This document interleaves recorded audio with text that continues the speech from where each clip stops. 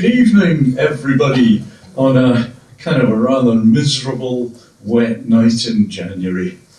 We're going to hear from Andrew Reid from Abertay University, the home of computer games in Scotland, as I'm sure everybody here knows. I'm going to do a little survey first here. Please put your hand up in the air if you have played one or less computer game in your entire lives.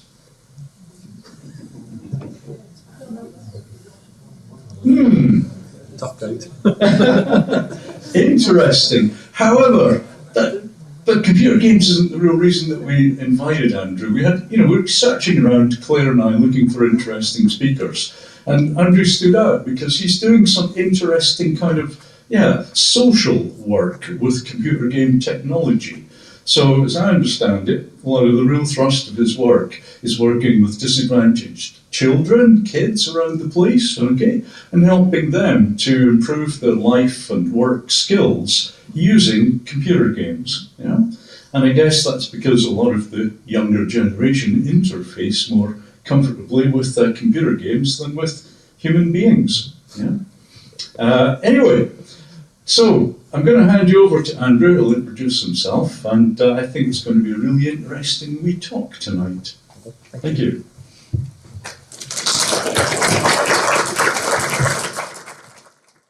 It's a real pleasure to be here, and thank you for coming out in such a bleak evening as well.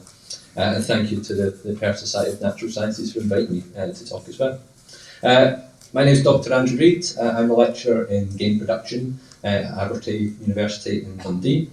I study the design, production and evaluation of what's known as applied games. These are games that are used for means beyond entertainment, what we traditionally consider games as. So I'm really interested in collaborative and interdisciplinary practices that explore novel applications of game technologies to address social challenges, particularly socioeconomic deprivation, digital exclusion and educational inequalities. So I've come this evening with this talk which prompts, can computer games solve real-world problems? Quite a lofty statement. I believe this is the answer. We can all go home now, thank you very much.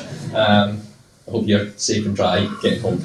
Of course, this is a highly reductive response to what is also an intentionally provocative question, and there's far more nuance to discuss, as hopefully we will find out in the next 45 minutes to an hour. So it may be more important to ask this question: how can computer games solve real-world problems? So this is a question that's fascinated me for the better part of 15 years now. And before I jump into talking about my work in this area and the things that I'm doing just now, I'd like to give a brief context as to how I came about this topic in particular. So rewinding to 2010, and I'm in my final year of studies at Avonhill High School. Some people might recognise this school from the 1981 cult classic Gregory's Girl. This is the exact same school. Apparently my mum was in it, and I don't know where she is, but I'll need to rewatch the film again. I credit my twin brother with finding a game design course at Abertay University during a random Google search when we were putting our UCAS applications together. As someone that grew up playing games, I had not thought that it was possible to learn how to make games, particularly not in Scotland. And particularly growing up in an area in Cumbernauld where social mobility and opportunities were considerably low in the early 2010s. But I was doing well in school, and continuing my education seemed like a logical next step. And now I kind of figured out what I wanted to study. Unfortunately, while at school, a senior figure in my life did not share my enthusiasm. And on hearing that I had been preparing a UCAS application for a game design course, I was summoned for a chat, which went a little bit like this. You shouldn't study games, they're not important and they're for geeks. You should do something more important, like history or politics. For me, as a quiet and perhaps naive 17-year-old with a bit of a chip on my shoulder from this conversation, this was motivation. I was thinking, I will prove you wrong. I acknowledged that I would think about their comments, and I would revise my UCAS application in my own time. But in reality, I completed and submitted the application unchanged, that evening. That took me to Abertay, where I enrolled on the Game Design and Production Management course to learn about the fundamentals and skills required to design, create and manage game development projects. I loved my time as a student. I found it to be a very liberating experience, and I had the freedom to apply my interests in history, in sport and society through my game design education. And as I progressed through my course, I started to realise that I was inclined towards the academic side of studying games and exploring a scholarly career.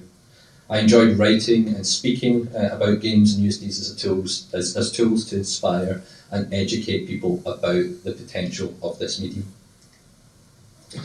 By the time I came to my final year of study, Scotland was in an interesting place politically. We were in the melting pot between a concluded independence referendum, which experienced high levels of engagement and voter turnout, and an upcoming general election which has seen fairly modest and stagnant engagement by comparison. So it led me to think, could a game help with continuing the momentum from the independence referendum into the general election? And so I created a game, Civic City, which places players in a virtual world where characters ask questions to the player about certain social issues, education, housing, employment, and so on. The answers to these very generic questions were extracted from party manifestos, and players could see a visual representation of their choices and who their beliefs aligned to. I published my work in a student journal. I gave a talk at an international conference on civic technologies, which gave me the taste of the academic life. So much so that in 2015 I moved to Glasgow Caledonian University, where I studied a PhD in applied game design. My PhD opportunity emerged from the conclusion of an EU-funded project called No Pills, which investigated levers of interventions to mitigate micropollution and address risks of antimicrobial resistance through wastewater treatment. Outcomes from the initial research suggested a series of human behavioural interventions, such as games, in quotations, to reach as wide an audience as possible. So my research led me down an education-based outreach route to engage young people in active citizenship through play. I created a game called Project Filter, in which you operate a drone through an environment, identifying areas of pollution and the effects of human behaviours, and recording findings and thoughts in a pupil workbook. Pupils would then use their learnings to create campaign posters with socially conscious messaging associated with the topic. So on the bottom here is an example of a poster that took inspiration from the game, as seen from the sort of screenshot above. There's some similarities. And it reads on the left-hand side, this is what the world would look like if we mistreat it. It would be an inhospitable wasteland. And on the right, this is what the world could look like if we stopped using pollutants. So I became invested in the use of games within a youth setting from this work, and I'll discuss more about sort of work I've been doing since. Fast forward to 2018 on the completion of my PhD, and I found myself back at Abertay as a staff member and lecturer in game production. I've collaborated with colleagues, particularly I'd give a shout out to my colleague Dr. Ian Donald, on ways that games interact with and subvert history. From depictions of Victorian London, revolutionary Paris, the declining American frontier, and most recently how football games cultivate opportunities to engage with cultural heritage and commemorative practices. So I've come back to this quote some 15 years later, and now I take two different perspectives to what I did as a 17-year-old.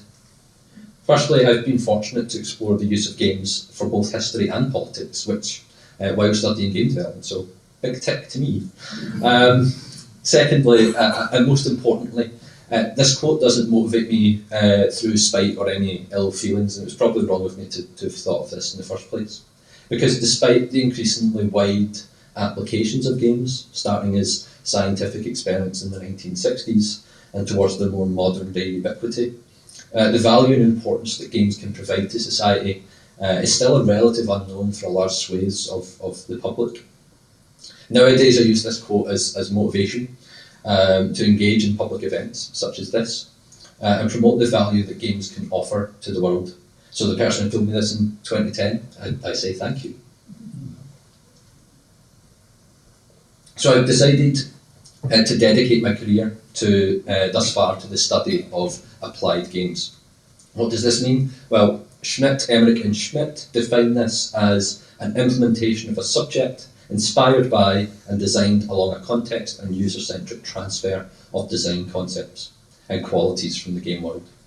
You may also potentially see this defined either in newspapers and blogs online as serious games or games for change or other derivations. They all largely refer to the same thing, which is taking games as a perceived entertainment product into non-entertainment context to achieve a particular goal. I personally prefer to use the term applied games because it feels a bit more of an all-encompassing way to describe bespoke developments, which is games made for a specific purpose, and for what Jouty and his colleagues define as purpose-shifting games, where we may take readily available, commercially off-the-shelf games and apply these in a new context. And I'll show some examples of both bespoke games and purpose-shifted games. So our first example of a bespoke game is called Foldit, a game developed by researchers at the University of Washington. Foldit is an example of a citizen science game, which leverages high volumes of players to produce data for research. It transforms the highly complex scientific task of protein folding into an intuitive and interactive puzzle accessible to non-experts. Players move, rotate, pull and reshape protein structures to minimise energy and maximise their structural integrity, with scores derived from real-world biophysical principles. The game harnessed design principles involving spatial reasoning, pattern recognition and experimentation, encouraging trial and error to play in a safe environment and enabling players to explore solutions freely and rapidly. But Foldit is not merely educational, illustrative or a trivialisation of a complex scientific process. Player-generated in-game solutions have directly contributed to scientific breakthroughs. For example, in 2011, scientists uploaded the structure of the Mason-Pfizer monkey virus, a monkey virus which exhibits symptoms like HIV and AIDS, and that has puzzled scientists for over 15 years. With Foldit, players produced a solution accurate enough for molecular replacement within 10 days. Yeah, that's the response that we like to hear. This citizen science approach demonstrates the value of harnessing human intuition when combined with complex computational modelling, and exemplifies how games can be a platform for bridging entertainment, research and scientific discovery. Underground is another bespoke puzzle-based game developed by Grendel Games for the Nintendo Wii U. Underground requires players to help a robot companion navigate dangerous subterranean environments. Players use these grabber-like contraptions to build paths, remove obstacles, overcome threats, and solve puzzles, wrapped in a charming story about companionship and perseverance. While the game was available commercially, its bespoke development origins are what makes the game stand out. The game was conceived in collaboration with medical professionals to serve as a training tool for laparoscopic surgery, keyhole surgery, a minimally invasive and highly technical surgical practice. Underground developed a custom hardware with modified game controllers mounted onto a case, you can see it on the right-hand image, to mimic the utensils and motions that surgeons would be familiar with during real procedures. This engaged players' gestural and hand-eye coordination skills that closely resemble those required for actual surgery, helping to build depth perception for 2D displays, bimanual dexterity, and situational awareness by responding to what's happening in the game. So Underground demonstrates how applied games can transcend pure entertainment to provide meaningful value to education, training, and skill development. Moving on to purpose-shifted games, many people, whether you play games or not, will be familiar with Minecraft. This is a global phenomenon based on the concept of placing and shaping digital blocks in a three-dimensional world. First released in 2011, Minecraft is the best-selling game of all time, with over 350 million sales across practically every major platform. as the time of this talk. It's a huge success, not just with children and young people, but adults who make careers out of content creation and streaming the game to millions of people. Widely known for its creative and entertainment value, Minecraft has also been repurposed for real-world social impact in countless ways, such as in education, engineering, health, and therapy. One application in particular that stands out to me is that Minecraft has been adopted by the United Nations Human Settlement Programme, who in 2012, quite early in the game's life cycle, have been using Minecraft as an innovative community engagement and urban planning tool. Their programme, called Block by Block, involves running workshops to engage community residents, particularly those with low or no civic voice in some communities, such as youths, women, and marginalised groups. And with this programme, communities learn how to play Minecraft and then work together to build 3D models of their neighbourhoods and propose improvements to the space. This is an example of a workshop held in Pristina in Kosovo, where an abandoned concrete covered space was redeveloped into gardens, resting places, a playground, and Kosovo's first skate park. These community-generated Minecraft designs are more than just virtual concepts. They demonstrate urban planning and give a voice to those who feel marginalised through traditional means of civic engagement. Another purpose-shifted game is Plague Inc., a popular real-time strategy and simulation game in which players take control of a pathogen and attempt to spread it globally, balancing infectivity, severity, and lethality to overcome human defences. With over 160 million downloads worldwide, it became widely recognised for its engaging blend of strategy and epidemiological concepts, though the developers are keen to stress that it's a game and not a scientific model. However, the developers recognised its potential to reach a significant volume of players to share messaging and invoke positive behaviours to inform public understanding of the COVID-19 pandemic. Developers Endemic Creations launched Plague Inc. The Cure, which is the image on the right-hand side. This was a major expansion, a new game mode where the player's objective was flipped.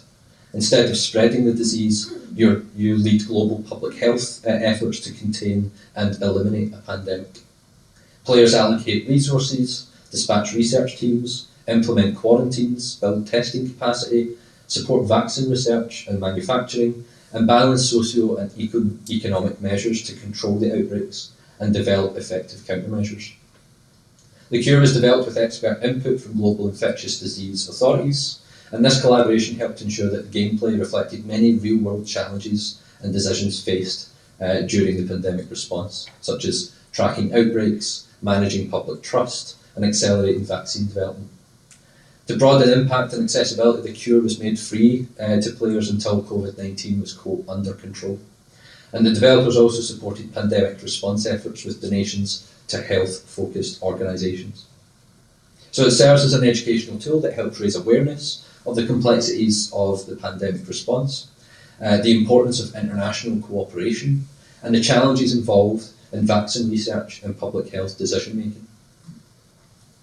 So the examples I've shown so far have been developed elsewhere in the world. But what about Scotland's contribution to applied games? Scotland's games industry is home to 130 studios and worth around £350 million to Scotland's economy. Our small nation is home to recognisable commercial properties such as Grand Theft Auto, Lemmings, and Bloons Tower Defence. It ports one of the biggest games on the planet to consoles, that being Minecraft. And companies offer co-development support to franchises such as Call of Duty, Peaky Blinders, and Rick and Morty. But our industry is also more than that. In developing applied games, Scotland's games industry reflects its national identity as a significant global player in innovation. These are just a few examples of previous and current applied games that can be found across Scotland. We have games such as Ceasefire in Glasgow, developed by researchers at the University of Glasgow to train peace-building skills, an incredibly valuable skill set given the current geopolitical climate as I speak. Social Ludo, a game development social enterprise that emerged from researchers at the University of Stirling, are using tabletop games and simulative roleplay to engage communities and policymakers to address social inequalities. Hopetown, as an example of this, is a game about exploring social housing inequalities caused by a lack of accessible housing. Sea Hero Quest in Edinburgh is an award-winning mobile game supporting Alzheimer's Research UK with the study of brain health through gameplay, with players contributing data to support scientists to understand dementia and Alzheimer's disease through a citizen science approach. Sumdog is also one of the most globally recognised educational games for teaching numeracy and literacy to school pupils across the world. And Conglomerate Games in Dundee have produced Kate Breeze, a game played by blowing into an airway clearance device to support the treatment of young people who suffer from cystic fibrosis. This illustration is just some of the applied games being developed in Scotland and highlights just how significant and important games can be to issues at both national and global levels. So I refer back to my initial prompt at the beginning of this talk. How can computer games help solve real world problems? Well, the reality is that they already are. At this stage, in early 2026, digital games have been used in non-entertainment settings since the concept of the first home console was proposed by pioneering inventor Ralph Baer 60 years ago. But if we extend this to board games, tabletop games and roleplay, then applied games and as extensions from play have existed since some of the earliest records of humankind, used in spiritual contexts to predict journeys to the afterlife, to geopolitical activities that maintain relationships. With digital technologies, the application of games has grown exponentially, and particularly from my understanding of applied games over the past decade or so, it feels like we're in a real renaissance moment for exploring applied games and their value to society. But it's also my belief that we've only scratched the surface of what games are able to do. At a holistic level, with every technological advancement, with every new player, with every continued change in attitudes, beliefs and decisions in society, there is an opportunity for applied games. And I find that really, really exciting. And it's a genuine privilege to be able to research this and support applied game development as a job. So I now want to spotlight some of the applied projects I support at Abertay University, which I categorised under research practice, teaching practice, and postgraduate supervision.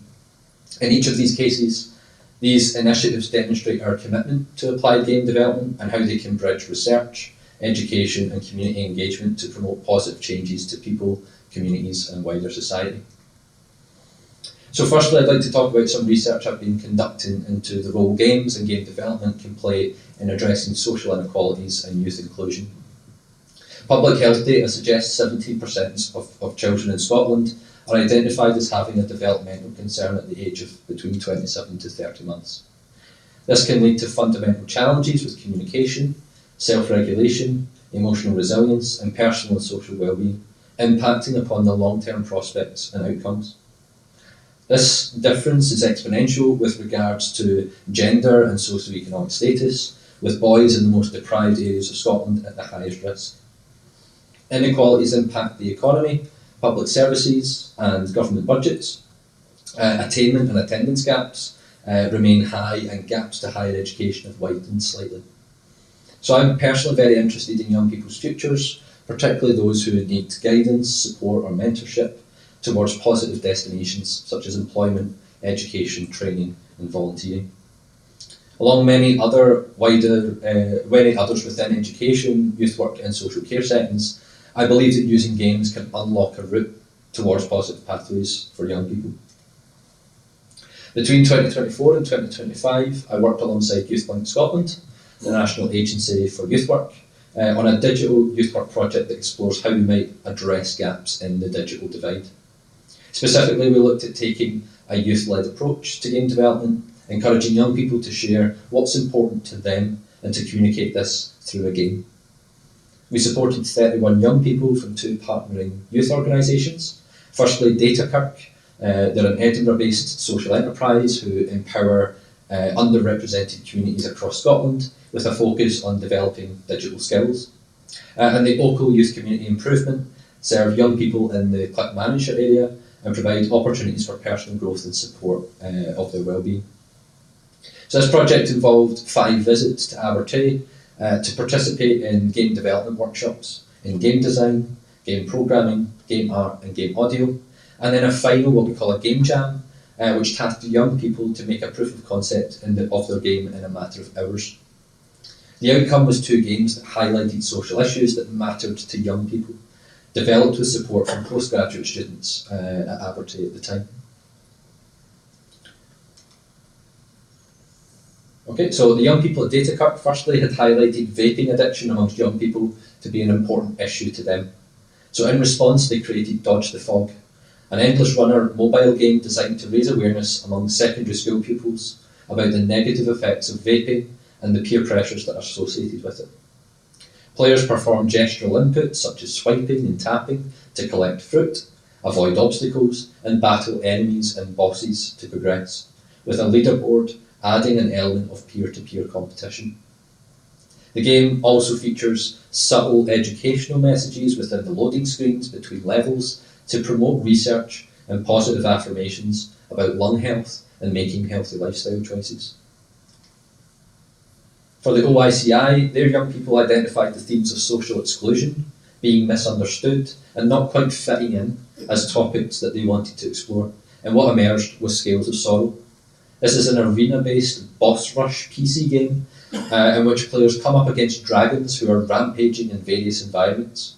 And instead of using traditional combat iconography and metaphors such as swords and health, the young people decided to have players shower the dragons with positive emojis and affirmations in a non-combative and more supportive and inclusive act of support.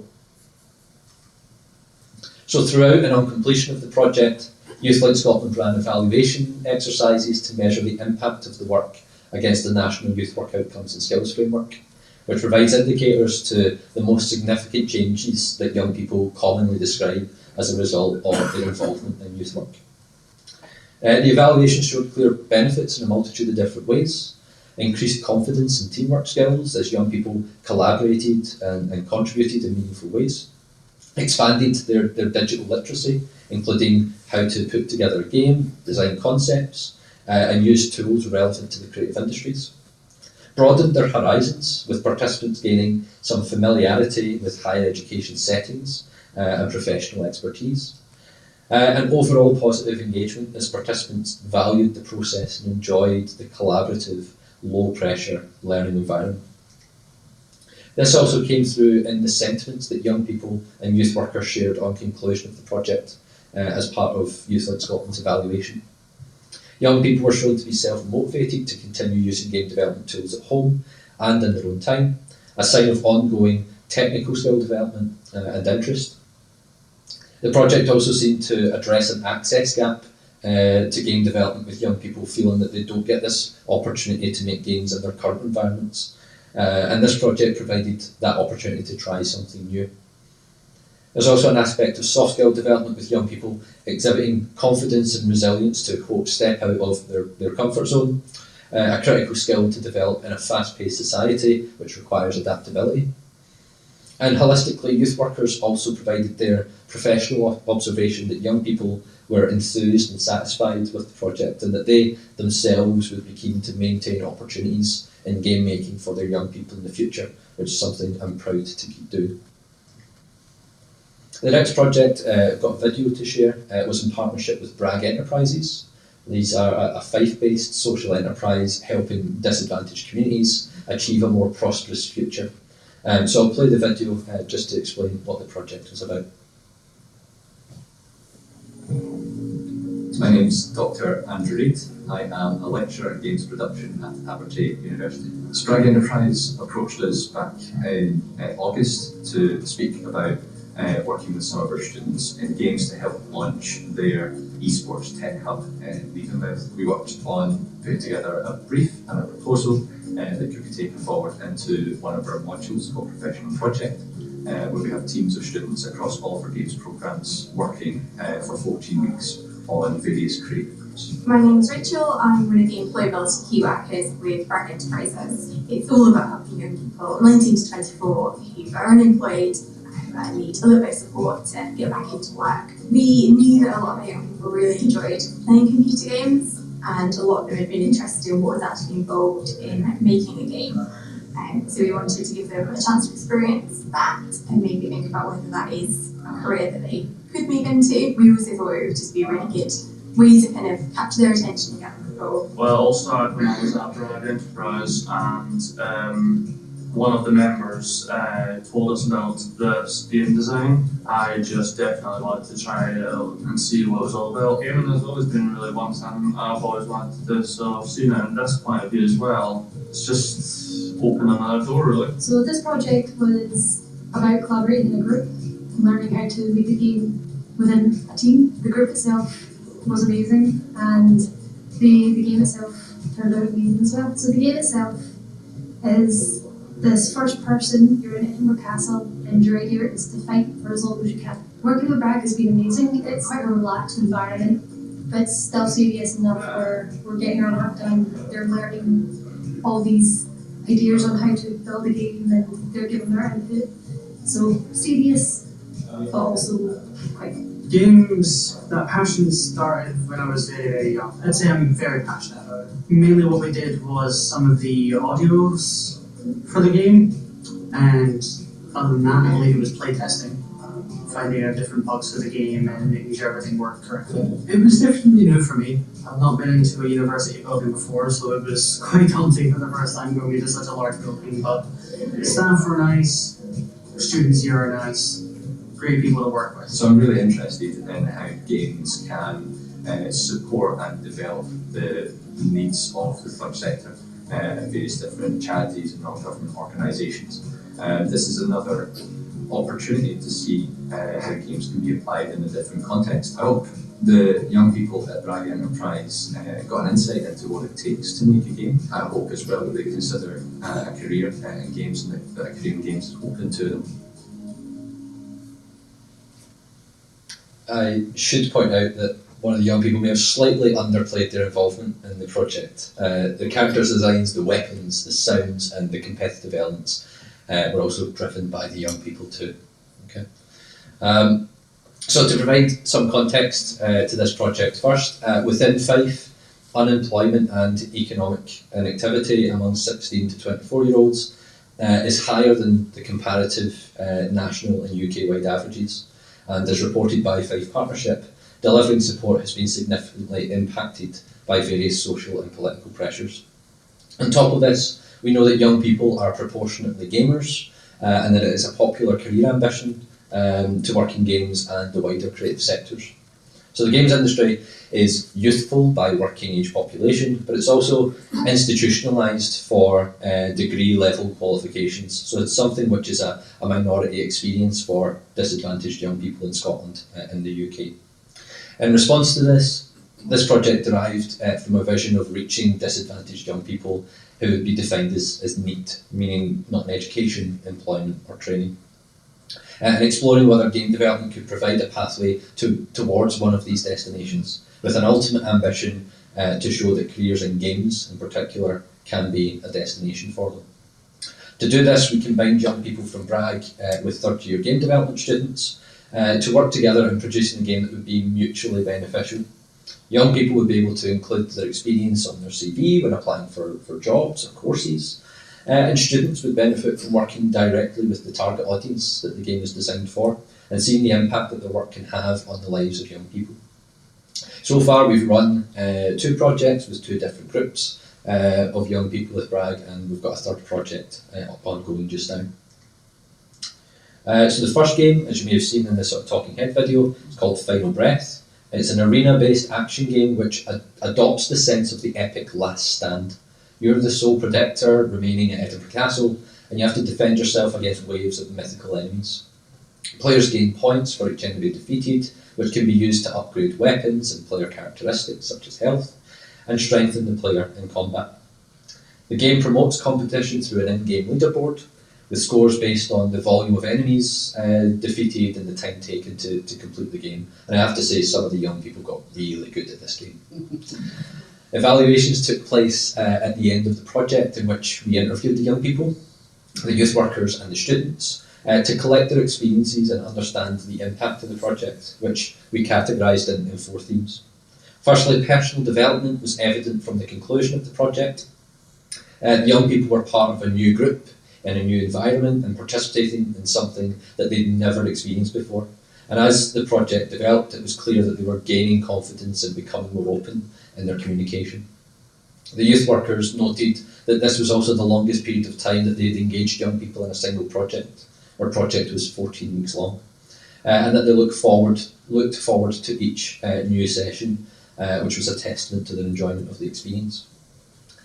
Professional development was inherent in engaging with game development and picking up some technical skills, but students also picked up skills in design for other people and not necessarily just for themselves, with a very first-hand experience of that. Something which others developing other projects can be guilty of feeling divorced from, and that this is an important trait to learn for professional game development. Expectation management was something that emerged from the game as well, and the students and young people negotiated what was possible in the time frame and within their respective capabilities. From a youth employability perspective, youth workers felt that the project exceeded what they had initially hoped for. It was by far the most popular project that young people engaged with at the time. And tackling stigma in relation to social mobility and barriers to entering educational and employment opportunities. A big factor to this, identified by both the young people and the youth workers, was the lack of hierarchy, that we're all in this together. And that helped young people to visualise themselves in environments like this moving forward. We sought to replicate this with a second project with our master's students in game development, which I'll talk about that sort of process later, and a new cohort of young people. Young people set the brief after an initial ideation and conceptualisation session before being partnered with the team, leading to the creation of Kitsune: The Lost Way, an action game inspired by Japanese folklore and played using a virtual reality headset. As part of the project, students conducted some initial evaluations of the young people's experiences and reported similar trends in skill development and personal development, driven forward by an enjoyment of learning how to make games and invigorating them to explore new opportunities, and I hope to disseminate these findings really soon. The outcomes to these projects are that 13 young people so far have moved towards a variety of different positive destinations. It's a modest and early start, I appreciate that, but it's something that has been recognised at the National Youth Work Awards, in which my colleague at Bragg, Rachel Piper, received an award for the project. And this process is something I believe can continue to empower neat young people towards positive destinations, while shining a torch on the social, economic and structural challenges that mean young people find themselves in these circumstances. So I'd now like to talk a little bit about how we integrate these applied games processes through our teaching practice at Abertay. We've been making applied games at Abertay for almost 20 years at this point, with hundreds of projects and countless clients covering a range of different topics. It's only in recent years, since our 2024-2025 academic session, that we have a dedicated module exploring applied games, which I'm very excited to be leading on. So I'd like to talk about that module called Applied Games and Research Practice, and how we're creating opportunities for the next wave of applied game development to address various contemporary challenges. As mentioned, this is a module delivered at postgraduate level of our Masters of Professional Practice in Game Development, quite a mouthful. It's an interdisciplinary one-year programme which reflects the professional environment of game development and takes strong influence from the works of my colleagues who have published their pedagogy on a similar undergraduate module in 2014. This module is a simulation of client-facing work for hire in which students are set a creative brief by a client and over a 16-week period follow a production pipeline for developing the game to specification. Game development is also supplemented by the need to conduct research to ensure that the game achieves the intended outcomes of the brief. This is dependent on the brief, but it might include things like knowledge gains and skill development, attitudinal and behavioural change, or satisfying health and fitness goals. We also encourage our clients to be an active participant in the development process and meet at defined points in the schedule. Shown here is an example of a milestone-based approach where the clients meet their team 3 times, but we also adapt this to support fortnightly and weekly meetings as the client wishes. Ultimately, this cultivates what Levin Wenger calls a situated learning experience, which is very social on multiple dimensions, working with peers, clients, academic staff and research participants to create impactful applied games. Our first delivery last year saw 5 projects developed, each addressing different challenges and opportunities for applied games. I'll talk about 3 examples in particular, which focus on education and historical and cultural engagement. Cyber Runner is the first game. It's a series of cyber-related mini-games to teach young people about staying safe online and not falling into criminal activity. This project was pitched to us by colleagues at the Cyber Offender Prevention Academia, also known as ACOP, who are proposing games as a method of preventing cybercrime before it takes place. So the game positions the player as a cybernetic agent tasked with keeping a computer mainframe secure and involves defending computer circuits from the invasion of malicious bugs, answering questions around cybersecurity principles, and an identification game to prevent the player from being hacked. My colleagues and I are in the process of exploring wider research opportunities with this, and I'm hoping to report again some more findings on education, engagement, awareness, and the impact of the game as a preventative measure for crime. Depict Dunkeld is a stylised representation of the King's Seat Hill Fort in Perthshire, discovered and excavated between 2017 and 2019. The game's an interactive diorama which transitions between modern day and of its time to illuminate the function and role of the hill fort.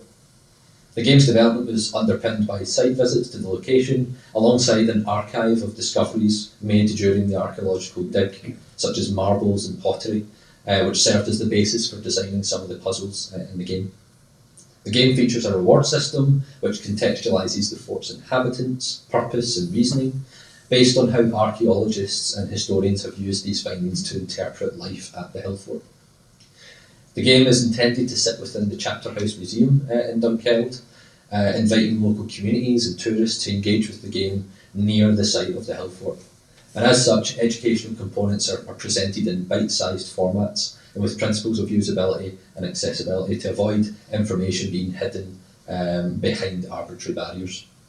The game was tested by members of the Youth Archaeological Society in Dunkeld, receiving a positive reception, with play sessions lasting on average 20 minutes, and controls feeling intuitive, the game's tactility feeling satisfying, overall a positive experience.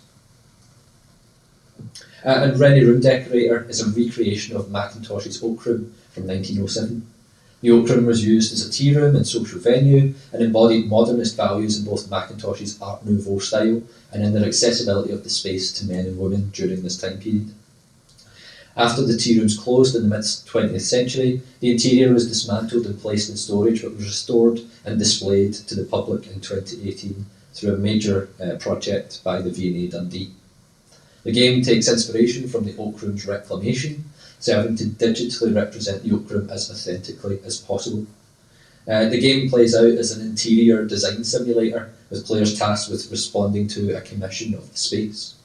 The game plays with the lack of records of the room and its specific contents and objects.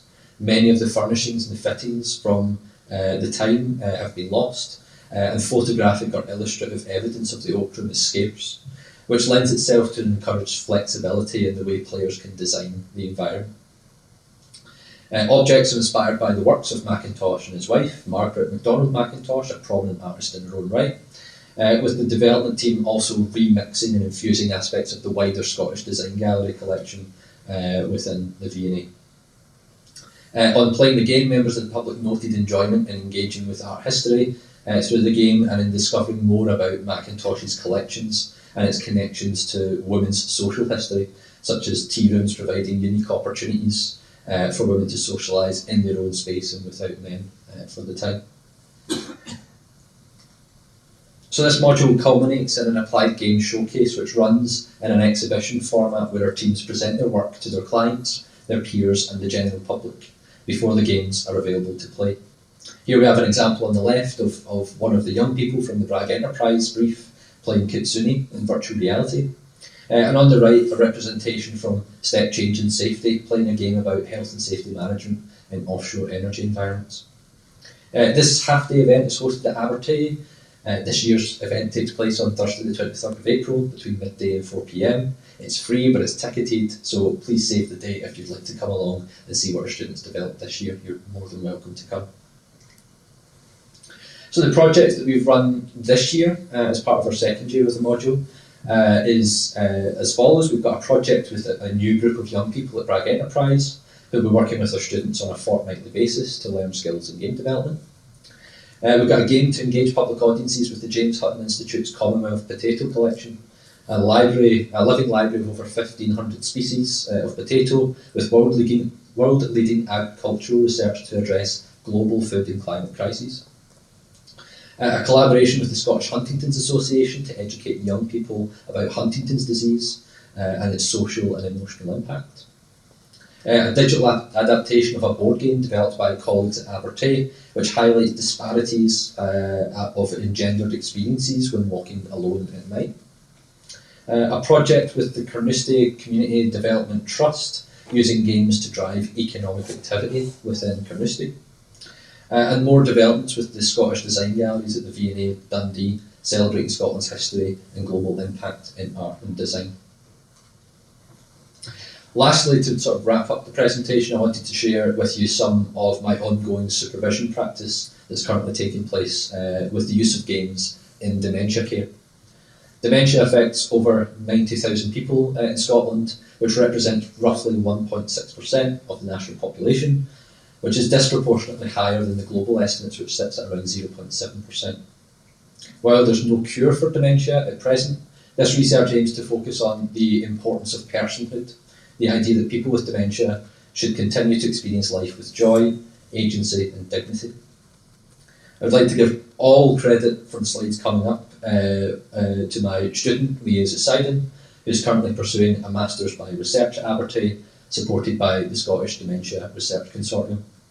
Liesa's practice is designing and developing tactile play experiences and exploring opportunities of using playable digital physical platforms for reminiscence therapy sessions, and including designing with people living with dementia as part of the process.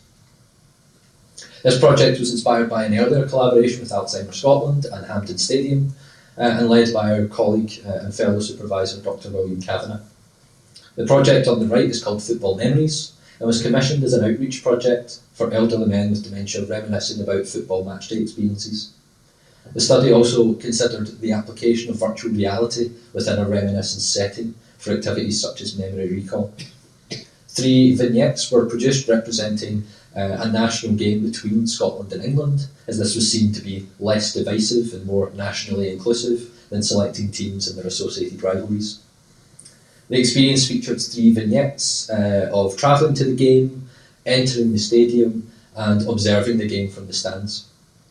From evaluation with football memory groups, which is captured in an upcoming publication, players found that the game was not necessarily 100% representative, as experiences of fans are naturally varied. However, it provided a sense of authenticity, which stimulated opportunities to engage in fantasy or open discussion. Thus, the experience had a greater impact on quality of life outcomes rather than its intended goal of memory recall. This experience is hosted at the National Football Museum inside Hampden as a permanent fixture of its exhibition. But ultimately, this inspired the Memories Through Touch project, which we described triadically under 3 core themes. Firstly, reminiscence therapy. This is a non-pharmacological approach using guided instruments like music and photos to help people living with dementia to recall and share past experiences. Research exploring the effect of bonds created from physical artefacts impacts upon memory and recall and strengthens social relationships, highlighting some value of a reminiscence-based approach. Some other benefits include increased mood, self-esteem and cognitive function by connecting them to personal history and a sense of identity. However, another study in 2018 suggests that there's evidence of the benefits of reminiscence therapy are maybe more modest, inconsistent and dependent on various contextual factors such as setting and modality, whether the activity is individual or group-based. So we're keen to explore more of these outcomes manifested within a game-based environment and whether they correlate with the broader contexts of reminiscence therapy. Secondly, tactile play describes the activity that involves hands-on interaction with objects, textures, materials, and gestures. There are many studies which suggest tactile and embodied play, whether through board games, tangible objects, touchscreen, or movement-based VR, offers meaningful psychosocial and functional benefits for people with dementia, especially when design prioritises familiarity, simplicity, and sensory richness over technological novelty. Among people with dementia, tactile play is suggested to enhance engagement and enjoyment, provide emotional support and a feeling of identity through nurtured competence and reminiscence, and offer gains in quality of life, mood, and social participation. As such, this project seeks to prioritise principles of enjoyment, emotional connection, and ease of use while fostering independence, joy, and stimulating cognitive and emotional well-being for those affected by dementia. And finally, participatory design is a collaborative and democratic approach which directly involves intended end users in the design process. It's an increasingly popular approach to making sure that whatever is produced is relevant and usable by those with direct knowledge and lived experiences that it's intended to serve. So we anticipate that playing games can be met with resistance. It can also exclude those who either feel uncomfortable or unwilling to play games or interact with certain technologies. We acknowledge that. The virtual reality project from the previous slide saw instances of this during its evaluation. So that's why this project is trying to adopt principles of tactile play, of that sort of digital physical hybridization, explored through a participatory design approach. We believe tools and interventions that are developed for people living with dementia should include those people in the design and development process, ensuring that what is ultimately made is something closer to what they will interact with and increase participation with games and play. This will involve working with active voices groups who are willing and able to participate in sessions with liaise to provide regular direction and feedback to support the development of a toolkit. So far, liaise has been exploring with different technologies that could be transformed into playful experiences. This first prototype utilised object detection and image segmentation modelling software called YOLO, as it afforded opportunities to use real-life objects mapped to a digital variant, which could then be used for various tasks. In this example, liaise considered using a bottle of water to water plants as one type of action, to perhaps tend to a virtual garden.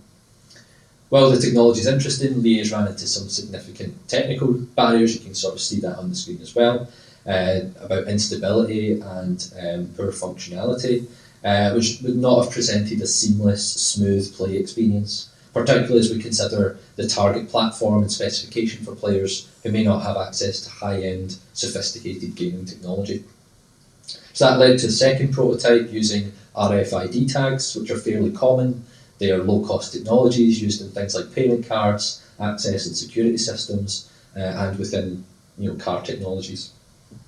Ultimately, the card, or any object with inbuilt radio frequency, can be associated with an object or an event which triggers once scanned. So in this case, liaise is using an Arduino as a scanner. This is a really simple physical and tactile method of interaction. And the next step is to consider how to translate this into a meaningful digital experience. The proof of concept here shows how we might use these cards to change an avatar and its actions in a really straightforward way.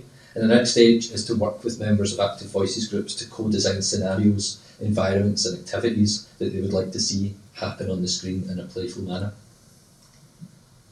So we anticipate 4 outcomes to this project. Firstly, a game-based interactive experience that hybridises physical and digital play elements and fosters reminiscence of an individual's experience. An open access toolkit that can be adapted and changed to empower users across the dementia care ecosystem to create bespoke and tailored experiences using the technology. A demonstration and showcase of the game that highlights its benefits and value that it offers to people living with dementia. And a publication in the field of applied games for dementia care and more broadly approaches to health and social care using games. The main objective of the research is really to provide a valuable resource that can improve the quality of life of people affected by dementia, utilising games and play-based approaches and inclusive design practices to cultivate a meaningful interactive toolkit for families, community groups and care groups to use within their reminiscence activities. You can keep up to date with Liaison's research as he blogs his progress through the SDRC website as well. So up to now, promise we're nearly finished, I've been talking about what has come before and what work is currently happening at Abertay and wider afield. If the past 10 or 15 years of understanding how games are being applied has taught me anything, it's that the possibilities of what games can achieve in the future are genuinely endless. That makes answering this question of what's next very, very challenging. However, there are questions that I'm personally interested in exploring in more detail, particularly around the pro-social benefits that games can offer to the world. Firstly, I'm principally keen to explore how games can encourage players to engage in pure altruism, the notion that players act pro-socially without expectation of personal gain, reward, or even feeling good about their actions, and whether this is indeed possible in a game-based environment which prioritises player feedback, gratification systems, and engagement loops. Games already show their potential to connect people pro-socially in a shared environment where empathy and understanding can be cultivated. And if these principles can be embodied to enact real-world influence on social issues such as displacement and climate disaster, then perhaps games can be a medium for making the world a better place.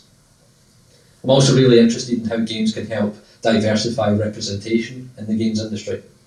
From the UK's most recent industry census data, we are a predominantly white, male, young, degree-educated, middle-class industry, despite games being enjoyed as a universal form of entertainment. The profile of the average player is not necessarily represented by the profile of the people making the games.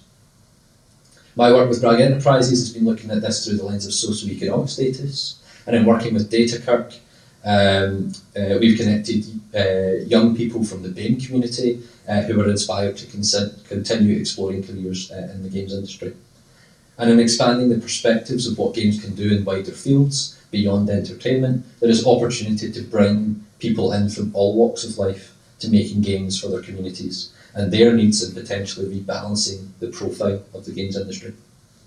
And finally, I am eternally interested in working with the third sector to explore how games can be used to support organisations' critical service provision, particularly during these ongoing and evolving social and economic challenges. Despite this, issues of funding and inflation are compounded with ongoing volunteer recruitment challenges and the continual shift towards digital infrastructure and building capacity. As such, I'm keen to support third sector's organisations in considering how games can be integrated into their service delivery. There are countless examples that I'm inspired by and could talk about for another hour on, that have used games as a platform for coping with grief, fundraising to combat homelessness, and maintained language education for displaced communities due to conflict. And I would love to explore this, more opportunities in this space in the future. So I come back to that original question again of whether games can solve real world problems. And hopefully I have convinced you that the answer can be yes. Thank you very much.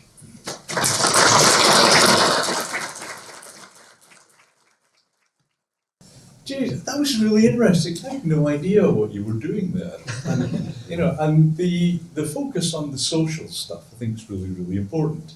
I'm going to ask for questions. Can I ask one first? Yeah. So these games that you have your kids making, you had one of them set in Edinburgh Castle. Mm-hmm. You had one of them a game set in the V&A in Dundee. And you had Dunkeld, places like that, and then one at Hampden. Okay, and these show real places. Now, this shows my ignorance of computer games and how you make a computer game. I was really thinking of standing up and asking you, how do you make a computer game? But that's a little bit more complicated. But the environments, how do the kids create those environments? Because they must be quite realistic.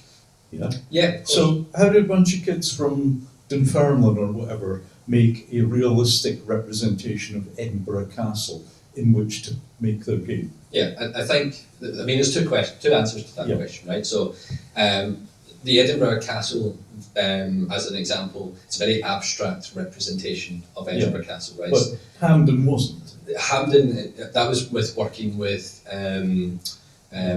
sort of Hampden Stadium directly, so having access to the space for the developers would sort of help with that. But that's a separate project to the youth-based stuff. That wasn't working with young people when making that experience. I mean, part of it is also encouraging young people to be curious and to find out about these spaces. You know, some of them had never been to Edinburgh Castle or Edinburgh, never mind Edinburgh Castle. And so it's about encouraging them to do a bit of secondary research and desk-based research, you know, like looking at visuals and different orientations, drone research footage of these sites as well. And starting to point out what spaces they would like to represent in the games, and working with our students to build that into the game development process. And then they have, presumably, they have a sort of a toolkit Yes. of a castle-ish thing that they pull from. Or they're creating it themselves. Or they create it themselves. So for a 3D modelling package, for example.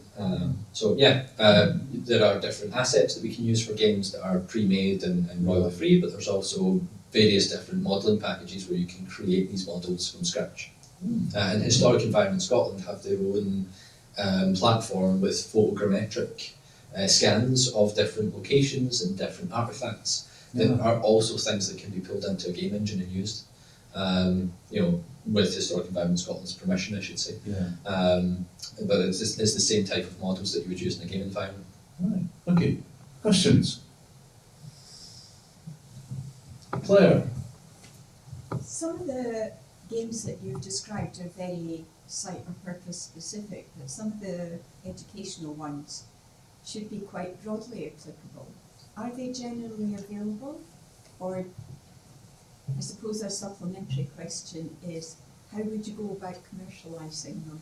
The second question is a really interesting one. I'll try and answer the first one. I believe all the games that I've shown are publicly available. Whether they're behind the paywall or whether they're free to download is subject to the game. The monetization aspect's really interesting because Applied Games, as a commercial enterprise, works a little bit differently to the entertainment side of games. You know, you've got a premium product that you put onto a digital or a physical storefront, and you go and buy it and you kind of know what you're buying. Applied Games works a little bit differently. They tend not to be games that you purchase. It's not about the economic gain from making the game, but the social impact of the game might be sort of supplementary economic impact as well. So by working with young people, for example, and taking them out of economic inactivity is an economic gain, even though you're not charging for the game, as an example of that. Things like Foldit, for example, as a scientific, almost medical game, can help take pressures off of medical scientific research and things like Pandemic as well, or Plague Inc. In dealing with the pandemic crisis and reducing the pressure on health services, which is obviously an economic strain as well. So it's maybe rebalancing what we mean by the economic modelling. It's not necessarily associated with selling a game like you would in a commercial sense, but making a game that creates an economic efficiency somewhere else. Yeah. I see that, but I was thinking more people might like to use it. So how do you make people more aware of it? By hopefully doing things like this and talking about it. It becomes about exposure. And I think that's part of the challenge that, again, I've been realising over the last 10 or 15 years of researching this, is that no matter how entrenched I become in applied games research, I always have to ground myself in saying that this isn't as publicly aware as it probably could or should be. It's certainly getting better. Things like Minecraft and Roblox and Fortnite, as recognisable entertainment products, are also doing things in applied contexts, and that helps to shift the conversation from the potentially negative perceptions that are associated with games towards the pro-social benefits as well. Yeah. Other questions? Gordon? Is there any possibility that you might actually be in danger of programming the result because of the way the game is set up? And is there a way of comparing reality with the game result itself in terms of the limitations in terms of what you can explore with the game compared to how, for example, the pandemic was actually being spread. Yes, I think, I would caveat that by saying that games aren't a silver bullet when it comes to providing solutions. It can be part of the process, but probably the limitations of them might be they'll never be the answer themselves. Okay, Foldit is a great example of that, where players were coming up with this solutions to this complex protein problem, but it still had to be verified by experts in the scientific field. Right, it's not something that your average layperson is going to say this is now the solution. It has to be verified. There are other examples of that where using the pandemic as an example. There was a study about 10 or 15 years ago using World of Warcraft, this online massively multiplayer role-playing game. You've got millions of players playing at the same time, and there was a programming bug that meant that players were getting infected quicker than they could get healed, and this plague was spreading through the world. It wasn't intended to happen. It led to the game being shut down for a couple of weeks before they could fix it. Epidemiologists looked at that as a nice sort of indicator as to how people would behave in a pandemic setting, as a sort of coincidence and a happenstance. Players were very pro-social. They were trying to help each other. They weren't running away from the plague or anything like that. They were trying to contain it and stop the spread. And not that the scientific evidence of that then led to how we would respond to COVID-19, however many years later, but it was an indicator as a simulation that then epidemiologists could apply more scientific rigour to as part of their research, as part of their understanding of human behaviour and pathogen sort of containment. Again, I find this just really fascinating that as still a relatively new medium, we're still figuring out what games can do, and that these are illustrative examples of their potential, not their final sort of solved outcomes. David. This is sort of a reminiscence of my own, but not for therapeutic purposes, and it's it might be about gaming, or it might be about interactive virtual reality. But that's really my question. Is gaming relevant to it? About 45 years ago, I used to visit an elderly lady in a care home, exceedingly frail, exceedingly quiet, who it turns out used to build Halifax bombers during the war. And she could still remember exactly how to build the centre section of the wing spar of a Halifax bomber, and was probably the only person in the world who knew how to do it, and loved to explain it. And I was probably the only person in the world who knew exactly what she was talking about, because I knew a museum specimen just down the road from her care home. And it occurs to me, she was actually quite bright mentally, but even if she hadn't been, the muscle memory was still there, the movements were still there, the interest was still there. Wouldn't it have been interesting for her, and perhaps for other people, to set up a virtual reality that she could interact with and build the bomber again in front of us? It would be good for her, and actually quite interesting for everybody else too. Is that the sort of thing one can do? Recreate a thing that can't exist anymore, but which is highly meaningful to that person, and enables that person to, as it were, output the memories they have, make them known to the world, and enjoy doing it. Thoughts? The short answer to that is yes, absolutely. I think, games are a possibility space, and virtual reality is one of those possibility spaces. When it comes to recreating or simulating particular processes or experiences, yes, absolutely, games are a very valid environment to do so, and especially to do so in a playful manner, in a sort of fail-safe manner as well. Games are a place to fail safely.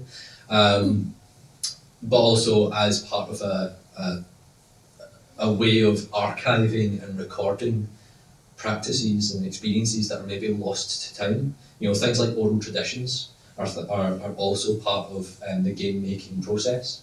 We've got folk that have created games based on indigenous tribes and people and their lived experiences, their language and their heritage and their culture.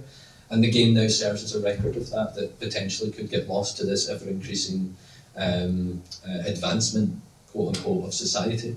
I've got a colleague at Abertay just now that's doing such with walking of tweed and fabric as part of like an oral tradition, typically with female communities in rural Scottish areas, because that again is something that's being lost to time.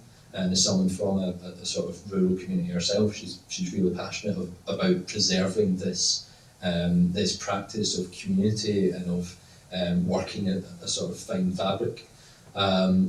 So yeah, the sort of long and short is it absolutely could be a game, and in particularly in a virtual reality setting, there's absolutely no reason why it couldn't. Yeah. Questions? Yes. I was just wondering, you showed us an example of the vaping game, and I'm thinking of a curriculum for in a school and one lesson plan, So do you think that would be valuable in that particular sense? Would games be able to be used in that? Yeah, I mean, I couldn't tell you about that specific game being used in that sense. It wasn't intended to be designed for an educational setting. It's more like a public outreach and awareness sort of setting. But in terms of games being used in the classroom, I mean, we have countless of examples of games in that sense. The game that we always sort of reference as a sort of seminal game for education is the Oregon Trail. From 1977, MECC, about charting the journey that people made in America, and all of the challenges and tribulations along the way. It's still used in American education institutions today. I've got a colleague who's from Colorado that was reminiscing with me the other day about seeing the Oregon Trail in our class with our students, testing the game and reminiscing back about our education with that as well. So we could do the William Wallace. I have a very intense passion project of doing something with the Scottish Wars of Independence, because I think we are in a very interesting social, political, cultural climate where that would be really interesting to explore around national identity and potential threats to that as well. Whether it's William Wallace, whether it's Robert the Bruce, whether it's Andrew de Moray, different perspectives. I would very much love to see something like that. So you didn't mention the recent emergence of AI, okay, and how we now appear to be able to communicate with intelligent machines, and those intelligent machines can produce, let's say, hyper-realistic video representations of reality, yeah? And I'm kind of thinking what David was saying about his lady with the Halifax bomber, etc., and the kind of, let's say, computational power that you might need to have a hyper-realistic Halifax bomber on the screen interacting with it, yeah? So how does AI influence what you guys are doing here? Yeah, it has a big influence, for better or worse. I mean, there's a lot of debate just now about whether AI use in game development is a positive or a negative, and there's very much two entrenched camps.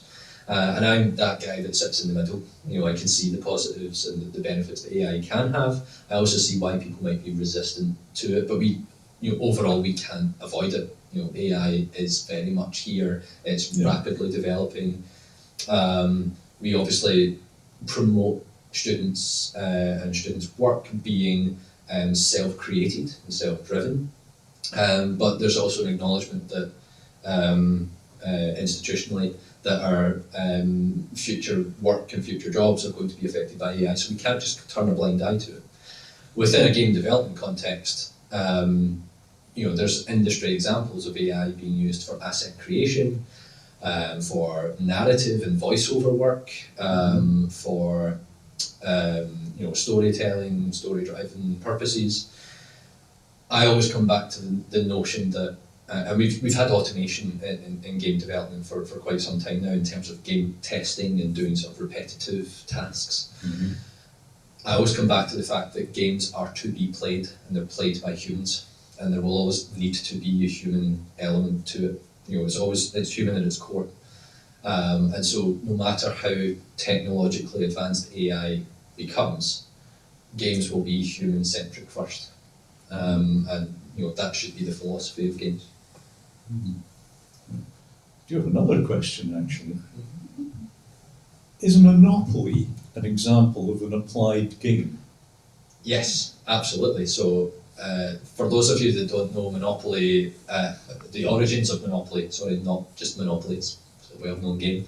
The origins of Monopoly, it was originally called the Landlord game. Yes. It was developed by Elizabeth Maggie as a way of teaching those from a non-educated background about capitalism. Yeah. And it's only because the board game, the Landlord game, the copyright lapsed, that Parker Brothers picked it up and turned it into Monopoly and sold it to Hasbro. But yes, it was originally a quote-unquote applied game before it became a commercial product as it is today, as a lot of games that have been as well. Some of the earliest records of board games that we have from Egypt and India and Israel, Palestine, Mesopotamia, these are board games that were both played for recreation, but they either had a spiritual significance or a social significance associated to them. So they weren't just played for enjoyment, there was some other intent behind the game. 4,000 years of games we can point to being applied. Can I bring my grandkids to Abertay? Of course you can. Like I said, we've got a sort of public showcase at the end of April. We also have a digital graduate showcase that takes place sort of in the middle of May. Again, information on this can be found on our website in due course, but that's open to the public as well. And in the last 2 weeks of July? We can email about it. I need to figure out how to entertain them. Okay, any other questions? Because we're kind of reaching the end of our time. Wall. I'm a complete beginner at all of this, but if I was to go on the Google Play Store to look for one of the games produced by you and your team, would I find one there? Probably not the Google Play Store, but there's other platforms that you can access them on. So itch.io is a platform. If you type that into Google, itch, .io is a games platform. It's browser-based. It's got a lot of indie and experimental stuff. The games that I've advertised will be on there. We've also got an Abertay Game Lab itch page where some of our research activity is uploaded with games and sort of papers and things like that. So you can certainly take a look there. Okay. Good. So I didn't really know what to expect this evening. I was, hoping to learn something about, what's going on at Abertay, and hoping to learn something about computer games.